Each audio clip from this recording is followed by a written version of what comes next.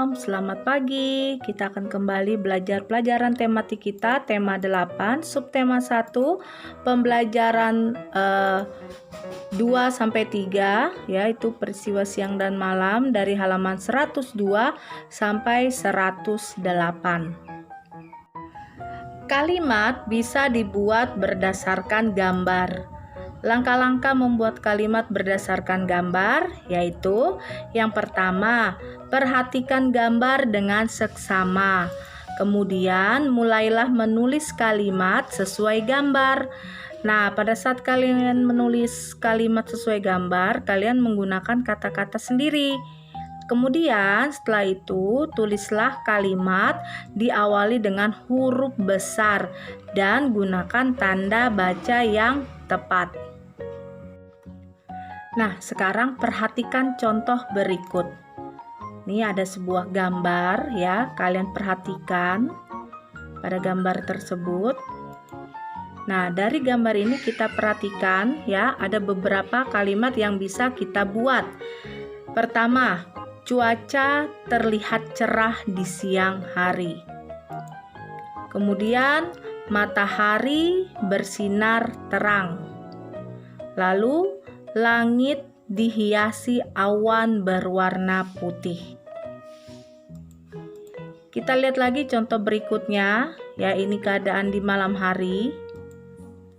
Bulan dan bintang terlihat di malam hari. Kemudian sinar bulan dan cahaya bintang terlihat indah. Keadaan alam di siang hari dapat berubah-ubah. Terkadang cuaca cerah, berawan, atau hujan.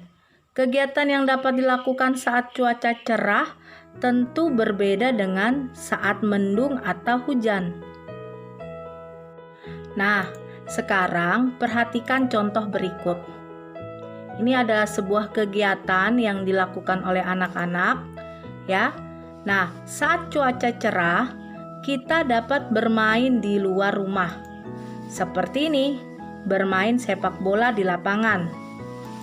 Kemudian, kita perhatikan lagi contoh yang berikut yang dilakukan oleh dua anak ini, ya.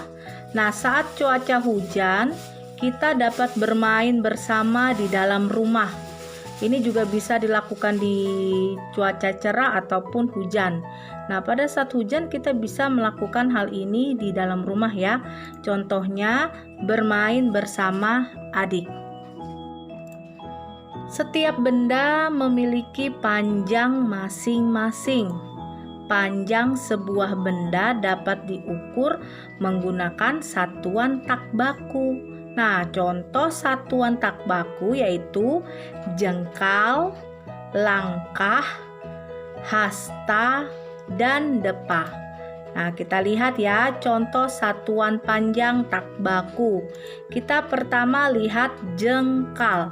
Nah, ini contoh jengkal. Nah, kalian bisa praktekkan menggunakan jari kalian ya. Ini namanya jengkal ya. Dari ujung jari kelingking ke ibu jari ya, ini satu jengkal ya anak-anak. Kalian bisa perhatikan ini pada gambarnya ya. Satuan baku yang berikutnya adalah depa ya, seperti contoh yang dilakukan dua anak ini ya. Ini hitungannya dengan merentangkan kedua tangan ya. Ini hitungannya 1 depa. Nah, pengukuran panjang juga bisa dilakukan dengan menggunakan benda-benda lain yang lebih kecil ya, seperti pensil, pulpen, lidi ya, korek api, penghapus pensil, klip kertas, atau yang lainnya. Nah, kalian bisa lihat di halaman 106 dan 107. Nah, anak-anak, di halaman 106 kalian bisa perhatikan ini ya. Ini ada beberapa contoh pengukuran panjang ya, satuan tak baku yang menggunakan benda ya. dan juga ada yang menggunakan jengkal, hasta, depa, dan langkah kaki ya. Dari halaman 106 dan 107 kalian bisa perhatikan ya. Ini juga menghitung panjang gunting dan buku. Dia menggunakan korek api, dia menggunakan penghapus pensil ya. Nah, di halaman 106 mengukur panjang tali dia menggunakan jengkal, panjang sapu dia menggunakan hasta ya, panjang ruang kelas dia menggunakan langkah kakinya, kemudian panjang papan tulis dia menggunakan depa. Nah, dari sini kalian bisa perhatikan contoh-contoh pengukuran panjang yang menggunakan contoh satuan panjang tak baku. Sekarang perhatikan, ini ada contoh soal ya. Nah, panjang ikat pinggang ya sama dengan berapa batang korek api. Nah, ini adalah ikat pinggang ya. Kemudian yang ini adalah batang korek api. Nah, kita hitung panjang ikat pinggang dengan batang korek api ada berapa ya? Kita hitung yang pertama 1, 2, 3, 4, 5, 6, 7, 8. Berarti satu ikat pinggang ini panjangnya sama dengan 8 batang korek api. Contoh yang berikutnya. Nah, sekarang kita menggunakan jengkal. Nah, kalian perhatikan ya, anak-anak ini menggunakan jengkal untuk mengukur satu ikat pinggang ya. Satu ikat pinggang berapa nih panjangnya? Nah, kita hitung berapa jengkal ya. 1, 2, 3, 4, 5, 6, 7, 8, 9, 10. Berarti panjang ikat pinggang sama dengan 10 jengkal. Kemudian contoh soal yang berikutnya. Nah, kalian perhatikan nih, ada satu buah penggaris kayu. Nah, mau diukur nih panjangnya berapa ya panjang penggaris kayu? Berapa jengkal? Ya, kita menggunakan satuan ukurnya adalah jengkal. Jadi kita hitung ada berapa jengkal ya. 1, 2, 3, 4, 5, 6, 7, 8. Jadi panjang penggaris kayu sama dengan 8 jengkal.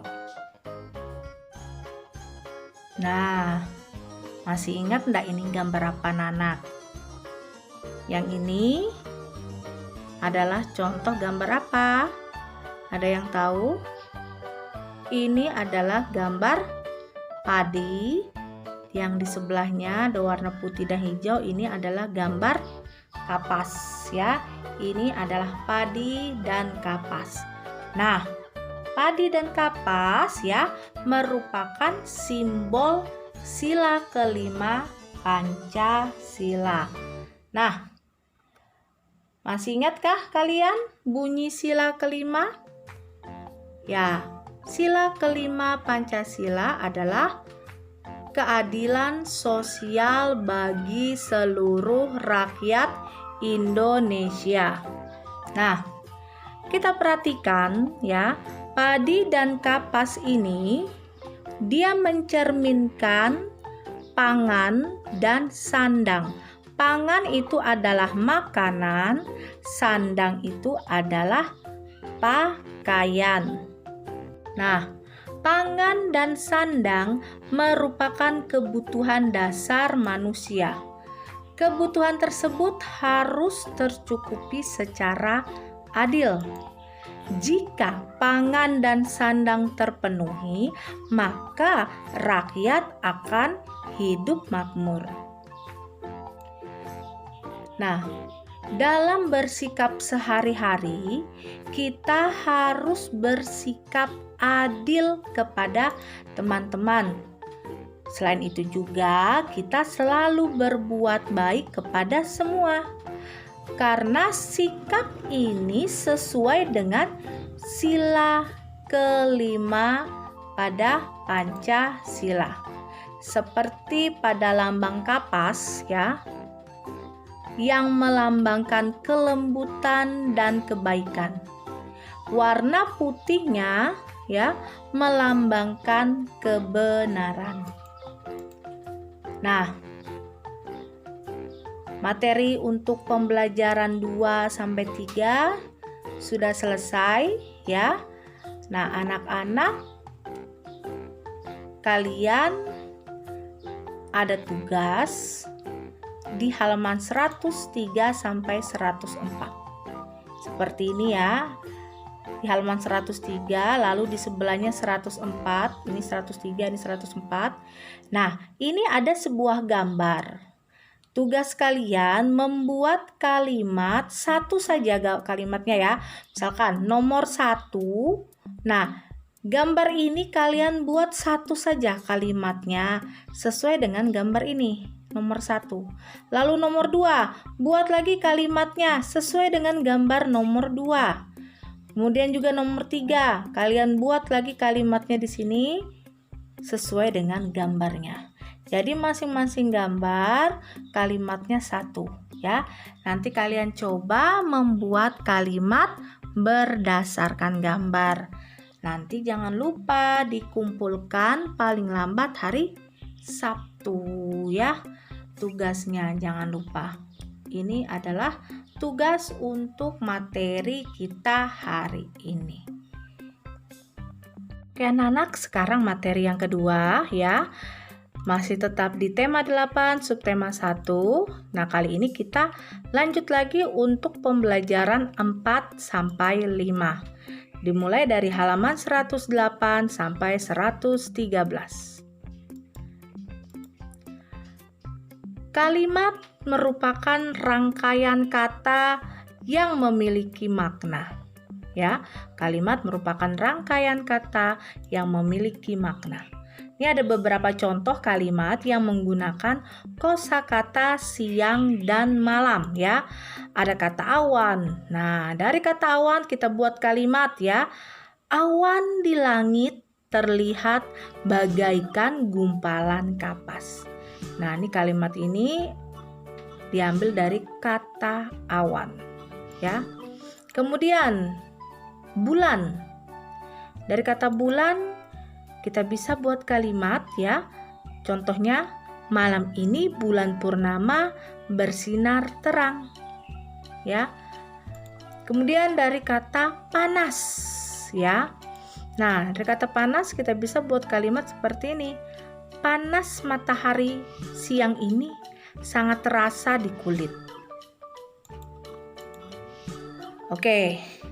Anak-anak, coba semuanya buka buku bupenanya halaman 109. Coba dibuka dulu halaman 109 ya. Di halaman 109 kalian perhatikan ya. Ini ada 5 kata ya. Ada 5 kata yang akan digunakan untuk membuat kalimat. Ya, ada 5 kata. Hujan, angin, awan, sejuk, dan kata bintang. Nah, kata yang pertama hujan. Nah, kita bisa buat kalimat dari kata hujan. Contohnya, hujan tadi malam sangat deras. Nah, bisa seperti ini. Atau kalian punya kalimat sendiri yang menggunakan kata hujan bisa ya, atau seperti yang ibu kasih contoh juga bisa ya, dari kata hujan ya. Jadi kalimat itu ada kata hujannya. Kemudian kata yang kedua ada kata angin. Nah, dari kata angin kita juga bisa buat kalimat ya, seperti contoh angin berhembus kencang pagi ini. Nah, kalimat ini dia ada kata angin. Kemudian yang ketiga ada kata awan, ya. Kata ketiga ada kata awan. Nah, kalimatnya awan di siang hari banyak berwarna putih. Nah, ini ada kata awannya, ya, seperti itu. Kemudian yang keempat ada kata sejuk. Nah, kata sejuk bisa seperti ini kita buat kalimatnya. Udara di pedesaan sangat sejuk. Ini ada kata sejuk, ya. Kemudian yang terakhir, yang kelima ada kata bintang. Nah, cahaya bintang berkelap-kelip, ya, ada kata bintangnya.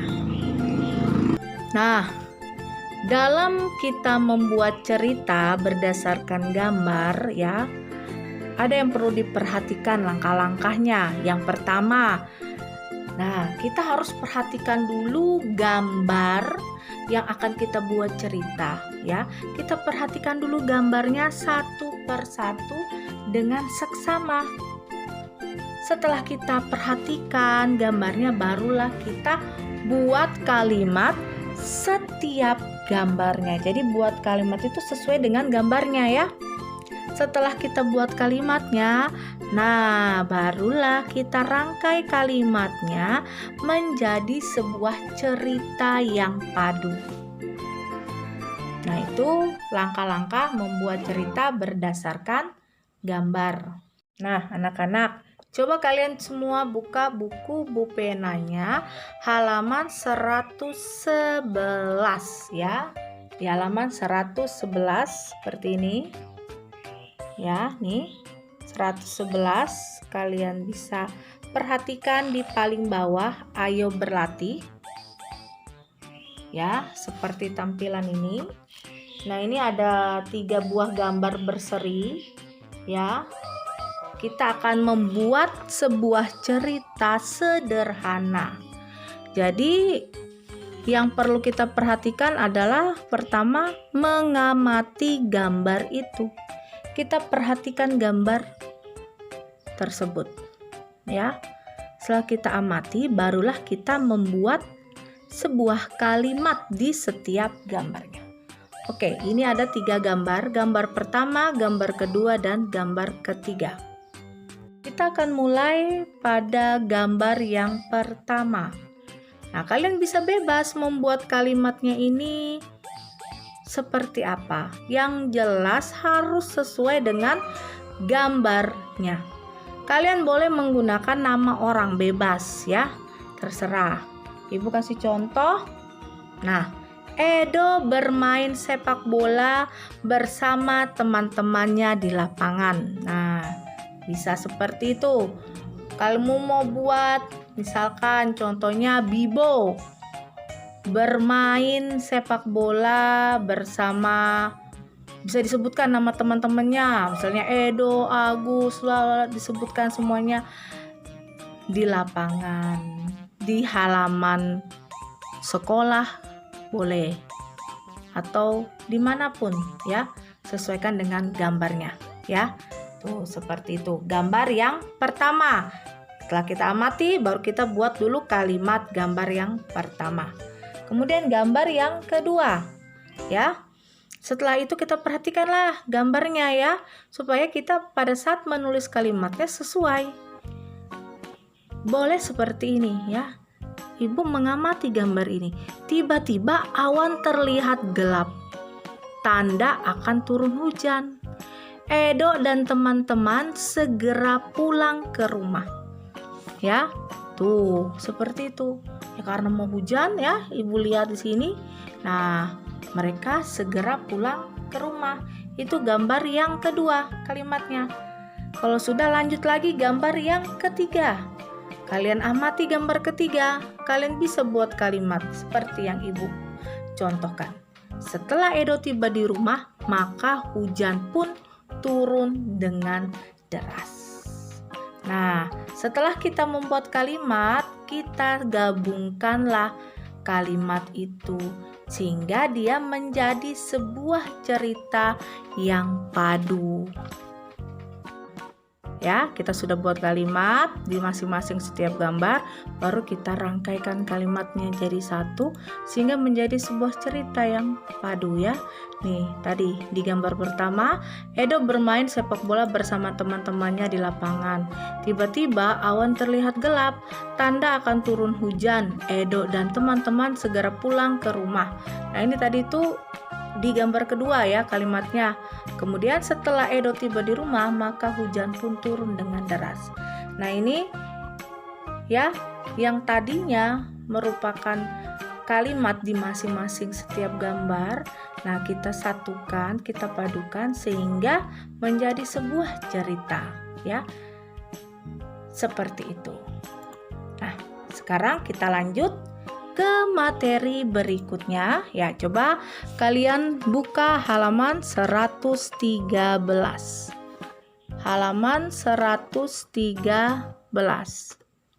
Seperti ini ya. Kalau sudah buka halaman 113 ya.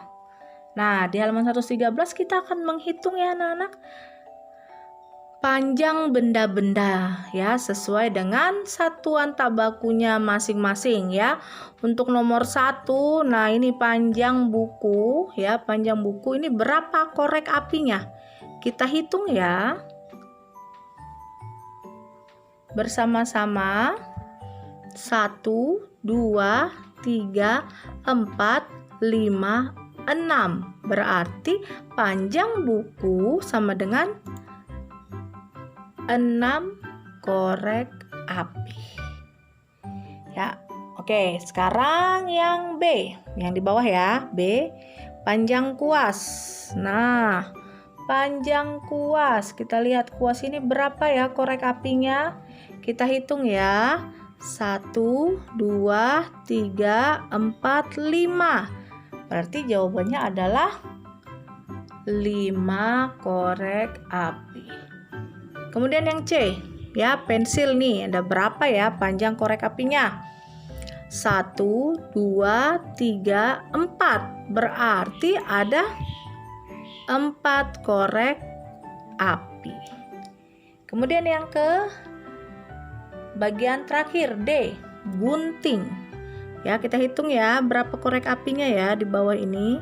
1, 2, 3, 4, 5, 6, 7. Ada 7 korek api. Oke, nomor 1 sudah. Sekarang yang nomor 2. Nah, nomor 2 kita ini akan membandingkan ya anak-anak. Jadi kita mengisi lebih pendek ya, lebih pendek atau lebih panjang. Jadi ada 2 jawabannya. Nah, supaya kita tahu perbandingannya, kita lihat di tadi nomor 1 ya. Oke, yang pensil sama kuas. Itu kita lihat pensil tadi berapa ya jumlahnya? Ada 4, lalu kuas ada 5. Berarti pensil 4, kuas 5. Berarti jawabannya lebih pendek. Ya, pensilnya tadi kan jumlahnya 4, sedangkan kuas jumlahnya 5. Berarti pensil lebih pendek. Sekarang gunting dengan buku. Nah, tadi gunting ada berapa jumlah korek apinya? Ada tuh 7. Kemudian bukunya ada 6. Berarti gunting lebih panjang dari buku ya. 7,6. Sekarang yang C, gunting titik-titik dari pensil. Nah, tadi gunting ada 7. Kalau pensil ada 4. Berarti lebih panjang dari pensil. Nah, sekarang yang nomor 3 ya anak-anak. Kita akan mulai mengurutkan keempat benda dari yang terpanjang. Nah, kita bendanya ya kita ambil dari yang nomor 1 ya. Ada buku, pensil, kuas, dan gunting. Nah, dari keempat benda, mana yang paling panjang? Ya, yang paling panjang adalah gunting ya, karena jumlahnya ada 7. Habis gunting, oke, yang kedua adalah buku, setelah buku, kuas, lalu yang terakhir adalah pensil. Jadi urutan benda dari yang terpanjang gunting, buku, kuas, dan pensil. Nah, pada sebuah lagu ada nada tinggi dan nada rendah. Nada merupakan bagian yang sangat penting dalam sebuah lagu. Syair lagu harus diucapkan sesuai tinggi rendah nada. Jadi dengan demikian, lagu akan terdengar dengan merdu. Demikian materi kita pada hari ini. Terima kasih anak-anak sudah mau mendengarkan. Kita akan lanjut di materi berikutnya. Jangan lupa dikerjakan tugasnya ya. Sampai jumpa semuanya. Jaga kesehatan. God bless you all.